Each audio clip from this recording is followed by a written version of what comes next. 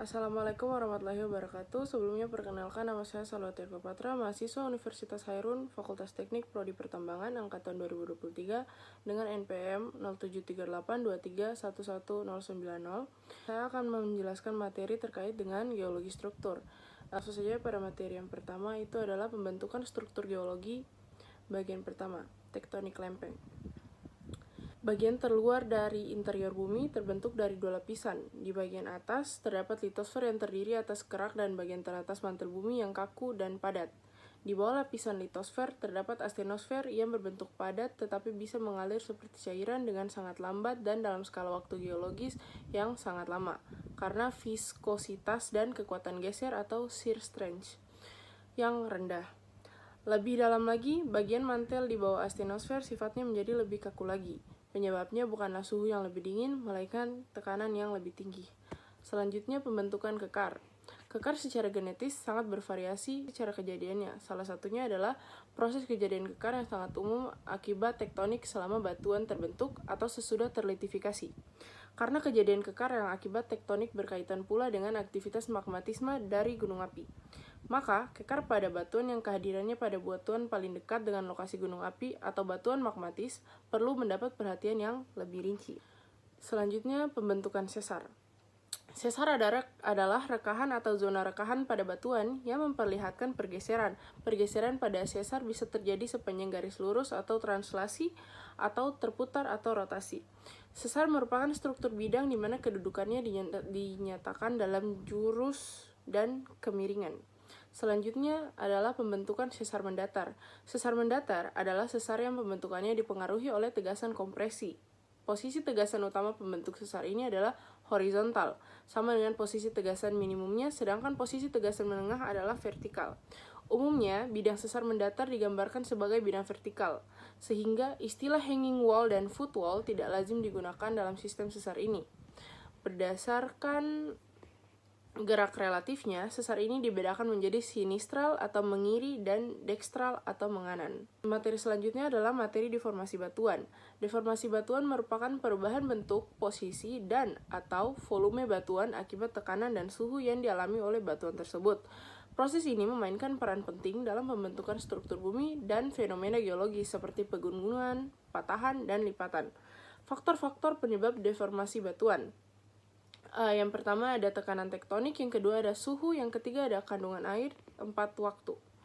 Jadi tekanan tektonik atau tekanan horizontal dan vertikal yang disebabkan oleh gerakan lempeng tektonik dapat mengakibatkan deformasi batuan. Tekanan ini menyebabkan batuan mengalami kompresi, tensi, ataupun geseran. Yang kedua itu suhu. Suhu tinggi dalam kerak bumi dapat membuat batuan menjadi lebih plastis dan rentan terhadap deformasi. Yang ketiga, kandungan air. Kehadiran air dalam batuan dapat mempengaruhi kekuatan dan fleksibilitas batuan, sehingga lebih mudah mengalami deformasi. Dan yang terakhir atau yang keempat adalah waktu. Deformasi bisa terjadi secara cepat akibat gempa bumi atau secara lambat selama jutaan tahun sebagai hasil dari proses tektonik yang berlangsung secara terus-menerus. Selanjutnya, jenis-jenis deformasi batuan. Yang pertama ada deformasi elastis. Deformasi elastis adalah perubahan bentuk sementara yang dialami batuan ketika tekanan atau tegangan diterapkan. Deformasi elastis lebih sering terjadi pada batuan yang berada di permukaan bumi atau pada kedalaman yang relatif dangkal. Elastisitas batuan bergantung pada jenis mineral, struktur kristal, dan kondisi lingkungan tempat batuan berada. Yang kedua, deformasi plastik atau duktal.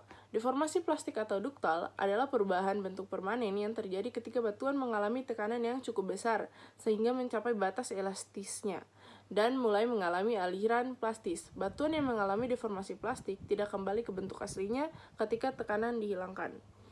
Yang ketiga ada deformasi brittle atau getas.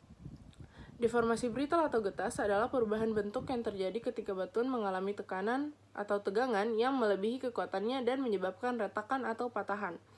Deformasi ini sering terjadi pada batuan yang berada di dekat permukaan bumi, di mana suhu relatif rendah dan batuan lebih rapuh. Yang keempat, deformasi mengalir. Deformasi mengalir terjadi ketika batuan secara perlahan-lahan mengalami perubahan bentuk akibat tekanan jangka panjang. Fenomena ini sering terjadi pada batuan sedimen dan tanah liat yang memiliki sifat plastis di bawah kondisi tertentu. Deformasi mengalir dapat mengakibatkan pembentukan struktur geologi seperti lipatan lembah atau syncline dan punggung lipatan atau anticline. Yang kelima ada deformasi termoelastik. Deformasi termoelastik adalah perubahan bentuk batuan yang terjadi akibat perubahan suhu.